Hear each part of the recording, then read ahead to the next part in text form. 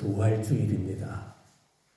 그래서 제목을 다시 사신 예수님, 이 제목으로 함께 말씀을 나누겠습니다. 우리가 신앙생활하면서 소중하게 여기는 책이 성경책입니다. 우리가 성경책을 보면서 내용이 많다, 분량이 많다라고 생각할지 모르겠습니다만은 한마디로 표현하면 성경은 작은 책입니다. 분량에 있었어도 그리고 크기에 있었어도 다른 책들과 비교할 때에 큰 책이 아닙니다. 작은 책이에요. 타 종교, 어느 종교든지 보면은 그들의 신앙을 기록해 놓은 책들이 다 있어요. 예를 들면 불교를 한번 생각해 볼까요? 불교에는 8만 대장경이 있습니다. 8만 대장경. 왜 8만 대장경이라고 하느냐? 그들의 경전을 기록해 놓은 판이 8만여 개라고 합니다. 그뿐만 아니라 그들의 법문이 8만 4천여 개가 기록되어 있어서 8만 대장경이라 얼마나 많겠습니까? 8만이 넘어요. 8만 4천 개의 법문이 있어요. 유교에 보면은 사서삼경이 있습니다. 사서삼경, 사서, 논어, 맹자, 대학, 중용, 이 사서죠. 삼경, 시경, 서경, 역경. 여기에 두 개를 더 보태기도 하죠. 춘추, 예기. 그래서 사서삼경이라고 하지 않고 사서오경이라 그렇게 말하기도 합니다. 셰익스피어의 전집을 보면은 그것만 해도 수십 권입니다. 우리나라 출판사 가운데 민영사라고 있거든요. 이 민영사에서 이 셰익스피어의 전집을 출판을 했는데 작년에 마무리를 했어요.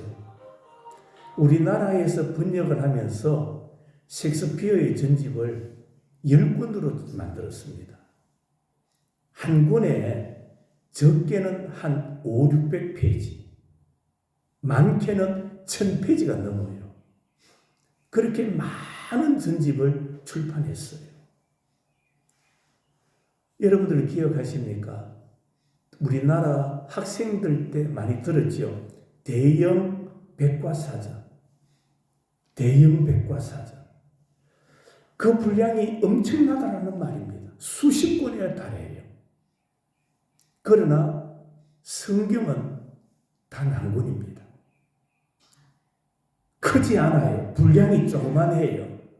이 성경도 신구약으로 나뉘어야 되지요. 구약은 929장, 신약은 260장, 합쳐서 1189장. 분량이 많지 않습니다.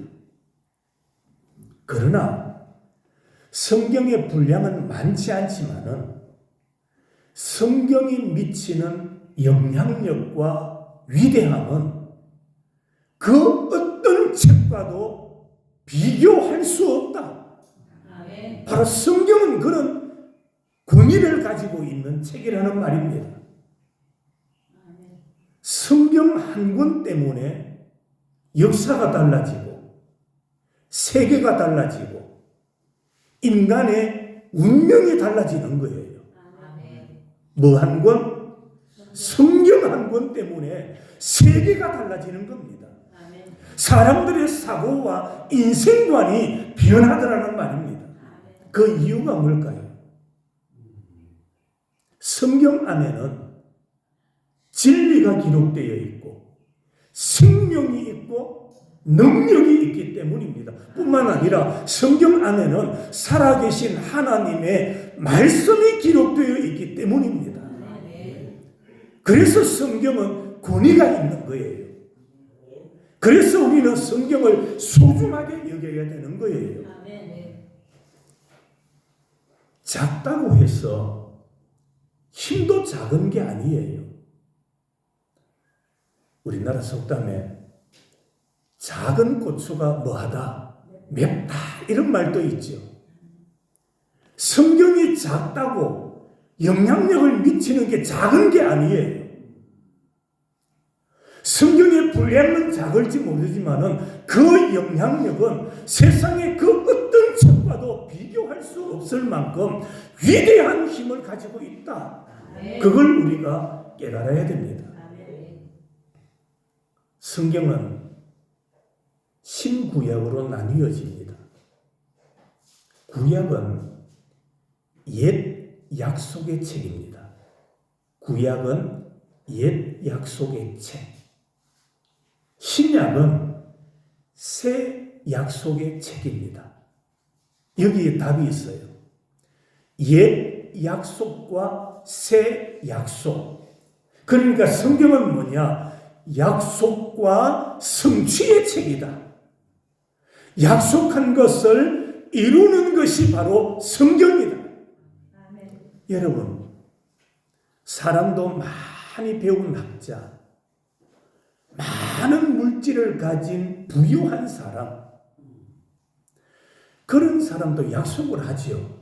그런데 그 약속을 다 지킵니까? 절반도 못 지킬걸요.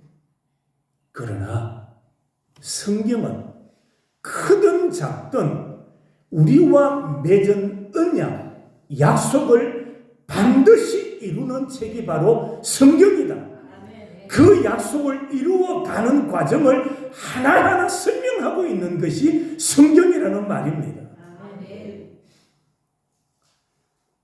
성경의 내용을 예수 그리스도를 중심으로 나눈다면 셋으로 구분할 수가 있습니다.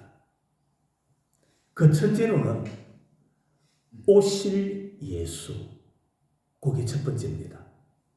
구약에서는 오실 예수에 대해서 말씀합니다. 두 번째로는 오신 예수, 신약이죠.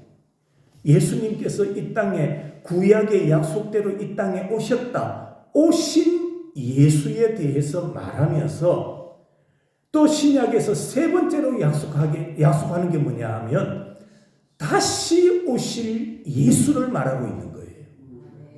자, 기억합니까? 첫째로는 어떤 예수? 오실 예수. 두 번째로는 오신 예수. 세 번째로는 다시 오실 예수에 대하여 기록한 책이 성경이다. 그러니까 구약의 예언이 신약에는 그대로 이루어졌다는 것을 보여주고 있는 겁니다. 자, 대표적인 성경 몇 구절을 제가 여러분에게 말씀드립니다. 그 첫 번째로 창세기 22장 18절에 보면은 어떤 약속을 하느냐? 예수는 아브라함의 후손으로 오실 거다라는 것을 약속을 했어요. 그런데 신약 사도행전 3장 25절에 보면은 예수님은 아브라함의 후손으로 오셨다라는 것을 말씀하고 있어요. 구약은 아브라함의 후손으로 오실 거다라고 말했고 사도행전 신약에서는 아브라함의 후손으로 뭐 하셨다? 오셨다라는 것을 말씀하고 있는 겁니다. 자, 두 번째 예입니다. 창세기 49장 10절 말씀을 보면 예수님은 유다의 후손으로 오신다.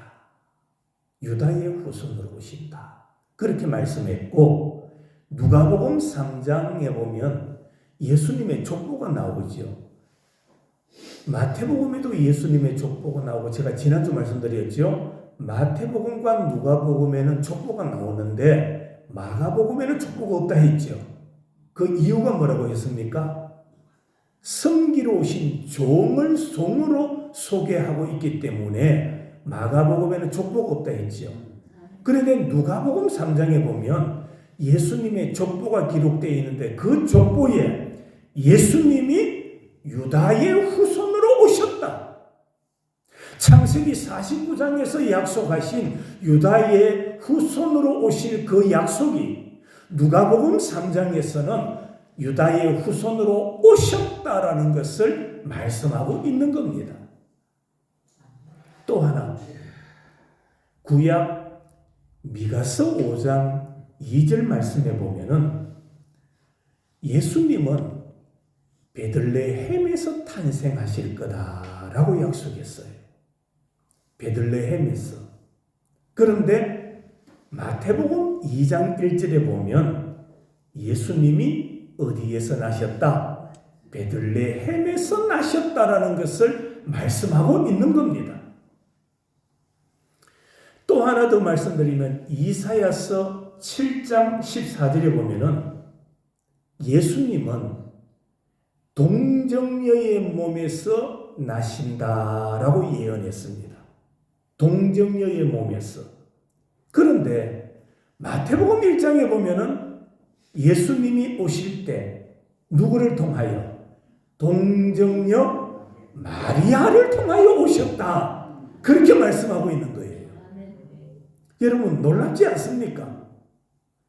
성경은 우연히 기록된 책이 아니에요.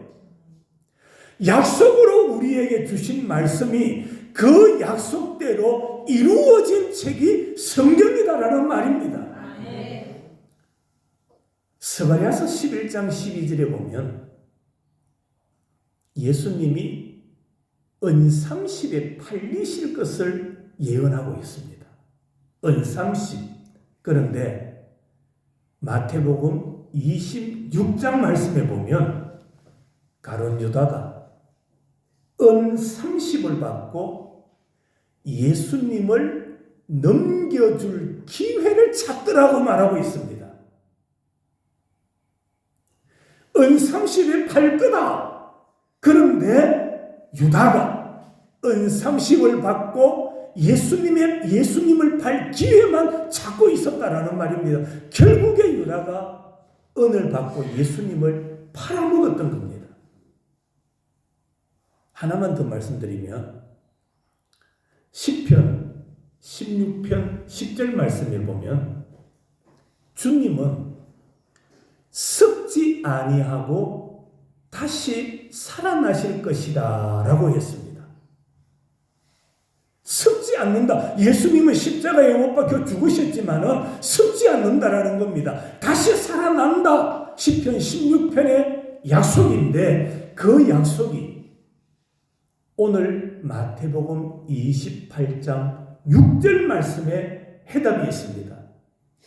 예수님은 말씀하시던 대로 다시 뭐 하셨다? 살아나셨느니라.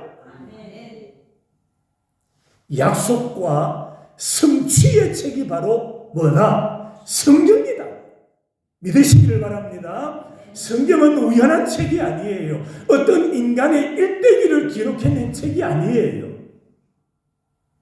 우리에게 약속을 주셨고 그 약속하신 대로 이루신 예수 그리스도, 약속대로 약속을 이루어 가신 예수님이시다라는 것을 우리에게 말씀해주고 있는 겁니다. 그래서 성경은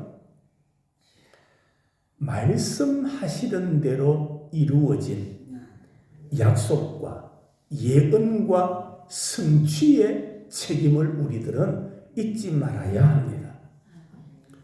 예수님은 자신의 공생의 기간에 썩지 아니하고 다시 살아날 것을 여러 번 말씀하셨어요. 마태복음 16장, 17장, 20장, 마가복음 8장, 누가복음 9장, 요한복음 2장 모두가 예수님께서 직접 다시 살아난다. 그것을 말씀하셨고 중요한 것은 예수님은 친히 말씀하시던 대로 약속하신 대로 고난과 절망의 돌문을 옮기시고 3일 만에 부활하셨다라는 것입니다.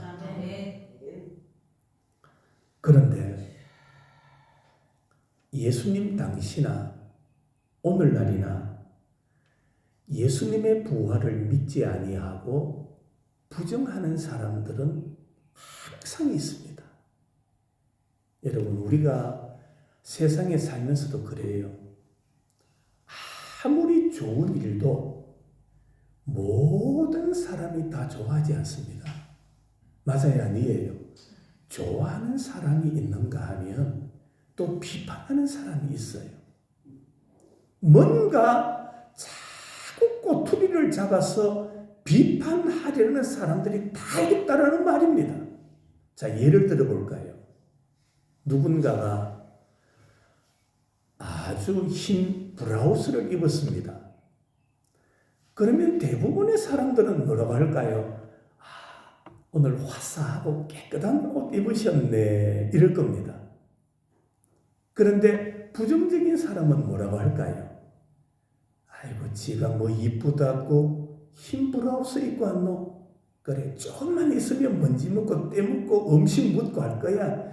옳게 관리도 못하면서 저런 거 입고 다닌다고 비판하는 사람은 어디든지 있는 거예요. 여러분, 한 나라를 다스리는 대통령도 보세요. 대통령이 되려면 국민들의 지지를 얼마나 받아야 되는지 아십니까? 얼마나 받아야 될까요? 51%만 받으면 돼요. 그렇지 않습니까? 51%만 받으면 돼요. 49%가 다 싫어해도 51%가 찬성하면 대통령이 되는 거예요. 우리가 이 세상 살면서 모든 사람이 다 나를 칭찬하고 인정하고 높여주고 박수 쳐줄 것이라 생각하면 안 돼요. 내가 봉사하고 내가 섬기고 나누어져도 그 모습을 보고 비판하고 부정적인 사람은 어느 곳에나 있는 거예요. 마찬가지로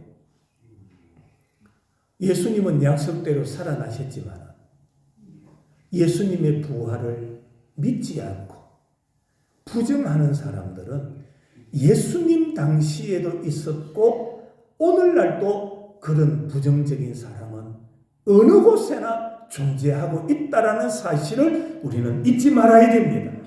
그러나 오늘 본문은 우리에게 분명히 약속하죠. 그가 말씀하시던 대로 살아나셨느니라. 그가 말씀하시던 대로 살아나셨다라고 단언하고 있습니다. 자, 예수님은 살아나셨습니다. 첫 번째로 예수님의 부활을 목격한 사람들이 있어요. 예수님의 부활을 목격한 사람들. 오늘 1절을 봅니다. 막달라 마리아와 다른 마리아가 뭘 보려고? 무덤을 보려고 갔더니라고 말합니다. 마가복음 16장 1절에 보면 막달라 마리아와 야고보의 어머니 마리아와 살로메가 가서 예수께 바르기 위하여 향품을 사다 두었다라고 말합니다. 누가복음 23장 55절과 6절에 보면 갈릴리에서 예수와 함께 온 여자들이 뒤를 따라 그 무덤과 그의 시체를 어디에 두었는지를 보고 돌아가 향품과 향유를 준비하더라고 했습니다. 24장 1절 이 여자들이 그 준비한 향품을 가지고 무덤에 갔어라고 말씀했지요.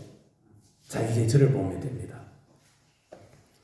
마태, 마가, 누가복음 이 세 복음서를 종합하면 부활주일 아침 예수님의 빈 무덤을 제일 먼저 찾아간 사람들이 누구냐? 여인들입니다. 예수님의 무덤을 제일 먼저 찾아간 자들이 누구냐? 여인들. 그 여인들의 이름은 뭐냐? 두 마리아와 살로메와 그 외에 다른 여인들이었다라고 말씀하죠. 그런데 이 여인들은 누굴까요?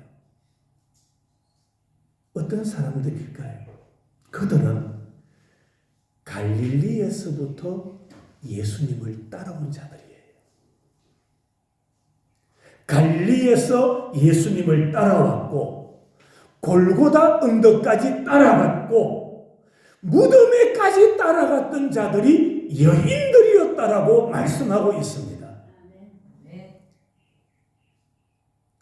예수님을 따르던 가장 가까운 제자들, 그들은 예수님이 십자가에 못 박히시는 것을 보고 다 도망갑니다. 뿔뿔이 다 흩어져 버렸습니다. 하지만 여인들은 어떻습니까? 무덤에까지 따라가서 예수님의 몸에 바를 향유를 준비하기까지 했다라고 말씀하고 있습니다. 안식옷 첫날 부활의 아침, 그 여인들이 예수님의 몸에 향품을 바르기 위하여 그 향품을 가지고 예수님의 무덤을 찾아갔다가 온 세계 인류 가운데 최초로 다시 사신 주님을 뵙는 영광을 차지하게 되었던 겁니다. 그것은 그녀들의 사랑이 낳은 당연한 복이었습니다. 여러분, 언제나 주님을 사랑하는 자들이 주님을 뵙게 됩니다. 주님을 사랑하는 자들이 주님을 만나게 됩니다. 언제나 주님을 위하여 향유를 준비한 사람들이 부활의 주님을 만나게 되었던 겁니다. 오늘 우리도 마찬가지입니다. 언제 어디서나 주님을 사랑하시고 주님의 말씀에 귀를 기울이고 주님 가신 길을 걸어가다가 주님을 배우는 은혜를 누리기를 주님의 이름으로 축원합니다. 누가 주님을 만날까요?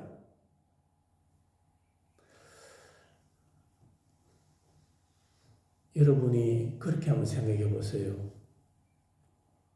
집에서 청국장 좋아하시는 분이 있습니까?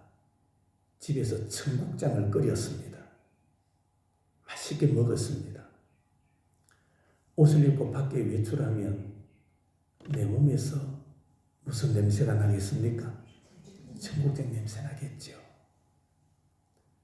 저 방앗간에 가서 참기름을 짰어요. 참기름 냄새도 맡고 맛도 보고 그래서 한 병, 두 병, 세 병 구입해서 옵니다. 그러면은 내 몸에서 내 옷에서 무슨 냄새가 날까요? 참기름 냄새가 나죠. 여러분, 주님을 뵙기를 원하십니까? 주님을 사랑하십시오. 주님을 가까이 하십시오. 주님을 가까이 하는 자가 주님을 뵙게 되고 주님을 만나게 되는 겁니다. 한 주간 동안 말씀과는 거리가 먼 삶을 살고 찬송 한 곡 부를 줄 모르고 성경 한 절 읽지 않다가도 교회 왔다. 그래서 주님을 만나려고 하면 어려워집니다. 순간순간마다 찬송의 삶을 살고 순간순간 말씀의 길을 걸어가다가 교회 와서 말씀을 들을 때 주님을 만나게 되고 주님을 배우는 은혜를 누리게 되는 겁니다. 오늘 여인들을 보세요. 갈릴리에서부터 예수님을 따라갑니다. 무덤에까지 갑니다. 몸에 바를 향유를 준비합니다. 어느 누구보다 새벽 일찍이 예수님의 몸에 향유를 바르기 위하여 예수님의 무덤을 찾아갔던 여인들. 그들이 인류 어느 누구보다도 부활하신 주님을 제일 먼저 만나고 배우는 복을 누렸던 것입니다. 이게 바로 주님을 사랑하던 여인에게 주신 하나님의 은혜요 복인 줄로 믿습니다. 여러분들도 그런 은혜를 누리시기 바랍니다. 주님을 사랑하시고 말씀을 소중하게 여기시고 교회를 사랑하시고 집에서도 성경 읽으시고 길을 가면서도 찬송하고 주님 사모하고 그래 살다가 말씀을 들으면 우리는 더 빨리 주님을 배우는 은혜를 체험하게 될 것입니다. 자, 두 번째로 여인들이 무덤을 찾아갔다가 목격했던 기적이 몇 가지 있습니다. 무덤을 찾아갔던 여인들이 보았던 몇 가지 기적이 있어요. 그 첫 번째 기적이 뭐냐 하면 큰 지진이 나며 2절입니다. 주의 천사가 하늘로부터 내려와 돌을 굴러내고 그 위에 앉아있는 모습을 뭐하였다? 보았다라고 말합니다. 자, 로마 총독 빌라도는 그 누구도 예수님의 무덤에 접근하지 못하도록 손을 대지 못하도록 무덤을 인봉했습니다. 돌로 막고 그리고 병사들을 동원해서 무덤을 지키게 했습니다. 무기를 들고 어느 누구도 속된 말로 개미 새끼 한 마리 접근하지 못하도록 병사들을 동원하여 예수님의 무덤을 지켰던 겁니다. 그러나 하나님의 천사가 일으키신 기적이 뭡니까?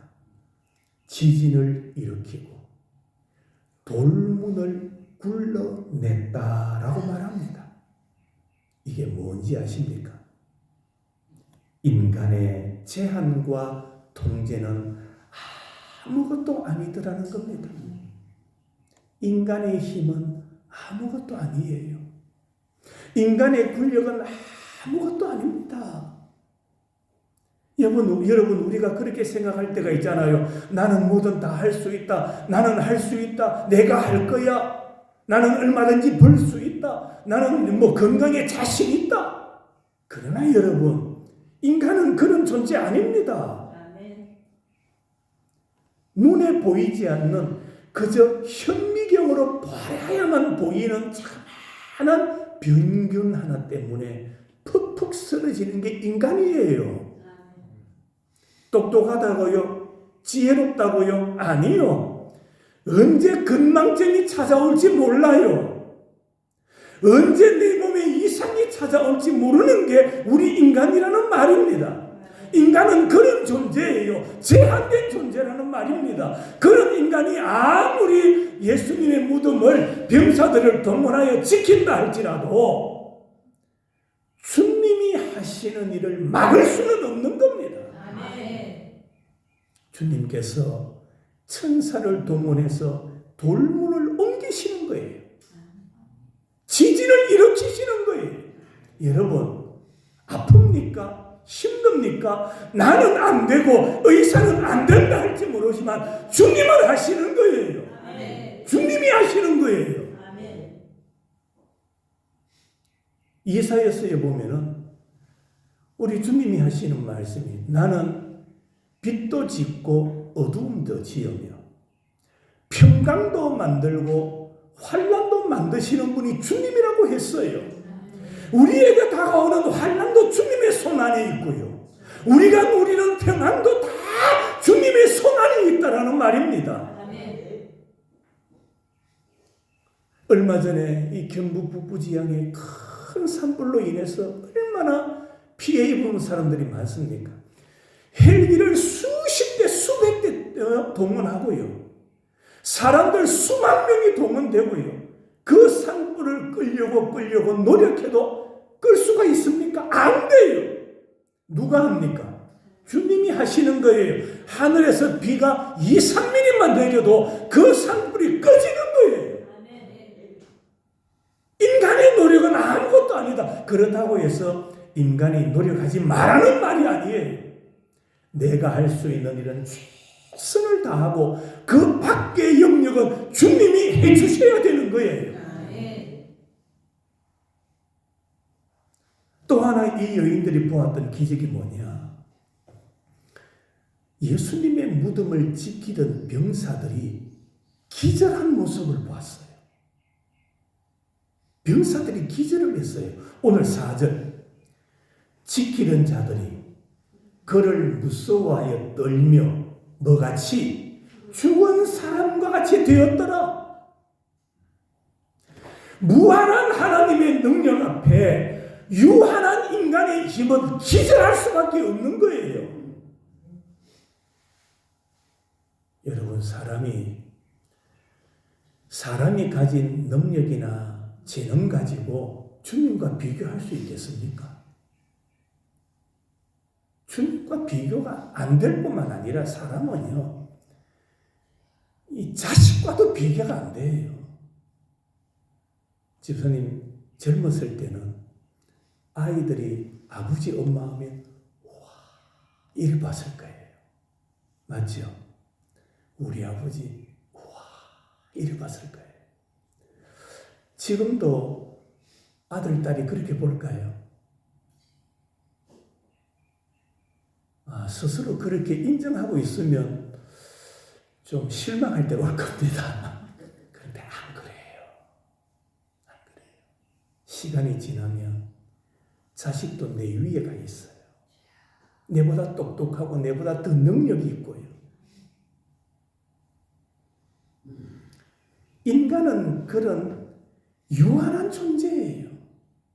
힘이 있는 것 같지만은 어느 순간에 다 잃어버릴 수 있는 게 인간이라는 사실을 깨달아야 돼요. 가졌습니까?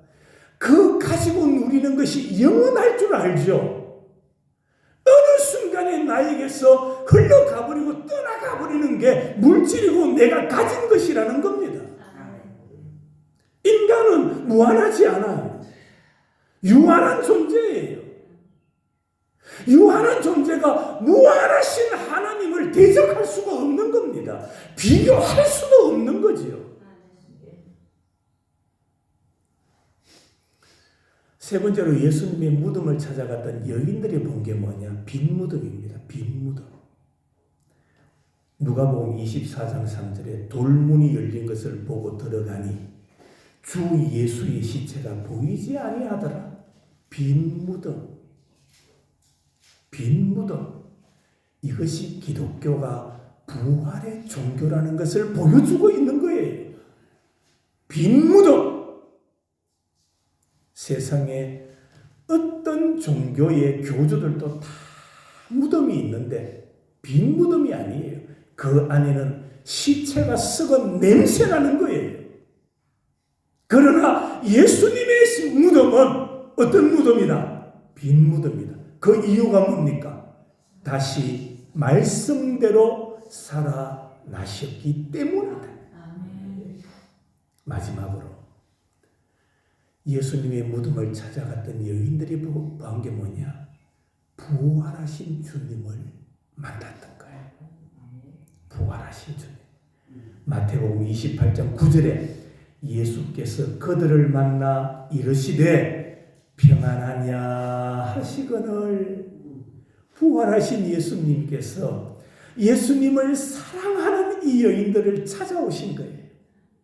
찾아오셔서 이 여인들에게 하시는 말씀이 너희가 평안하냐? 평안하냐? 무슨 말씀입니까? 주님은 우리에게 평안 주시기를 원하시는 분이시다. 돈의 평강이 있는 게 아니고 권력의 평강이 있는 게 아니고 주 예수 안에 평강이 있음을 믿으시기를 바랍니다. 그래서 주님께서 너희에게 평강이 있느냐 그렇게 물으시는 거예요. 여러분, 부활하신 예수님에 대한 소문을 누가 냈습니까? 예수님을 만났던 여인들이 입에 입을 통하여 예수님의 부활의 소식을 전했던 거예요. 오늘 우리도 마찬가지입니다. 성도들이 가만히 있으면은 예수님의 부활의 소식이 전해지는 게 아니에요. 우리가 듣고 배우고 믿으면 그 부활의 내용을 말해야 돼요. 상대방이 믿든 안 믿든 그것은 자기 책임이에요. 그러나 내 책임은 내가 듣고 배운 것을 말해야 되는 거예요. 소문내는 거예요. 왜 우리가 음식을 먹으러 갈 때 아무 집에나 갑니까? 아무 집에나 가요? 아니죠? 무슨 집에 갑니까? 맛집에 가는 거예요. 맛집은 어떻게 나는 거예요? 소문을 내는 거예요. 소문을. 제가 며칠 전에 TV를 보니까 자기 엄마가 딸인데 엄마가 식당을 경영을 했어요. 하는데 하루에 한 팀이 올 때도 있고 두 팀이 올 때도 있고 10,000원 벌 때도 있고 5만 원도 못 벌 때 하루 종일 있는데도 그렇게 식당을 경영했대요. 딸이 가만히 보니까 이래가 안 되겠다 싶어서 SNS에 자기 엄마 식당을 소개했답니다. 우리 엄마가 40년, 50년 동안 식당을 경영했는데 요즘 불경기에 손님이 없어서 어려움을 겪고 있다. 올렸더니 그 정보를 보고 사람들이 찾아오기 시작하는 거예요.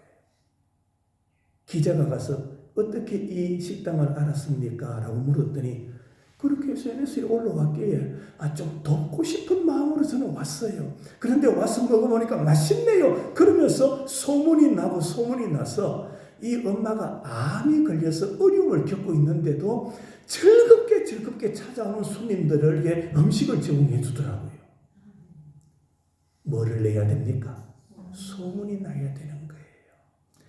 입을 통해서 소문이 나는 거예요.